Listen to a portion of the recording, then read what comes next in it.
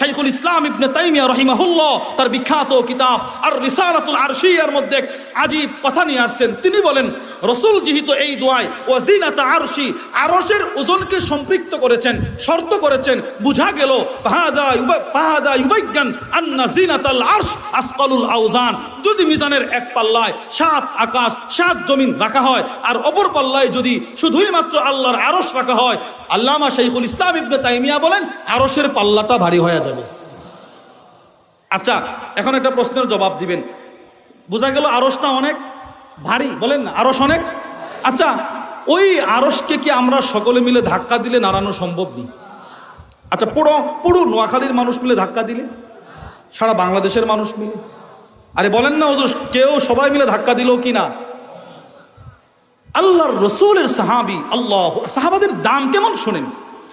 নবীজি, কোন মুমিন যখন মৃত্যুবরণ করে, মুমিনের রূহ যখন আরশ আজিমে পৌঁছায়, যে আরশকে পৃথিবীর কোনো শক্তি দিয়ে নাড়ানো সম্ভব না, একজন মুমিনের রূহ যখন আরশে পৌঁছায় তখন আরশটা খুশিতে নাচতে শুরু করে।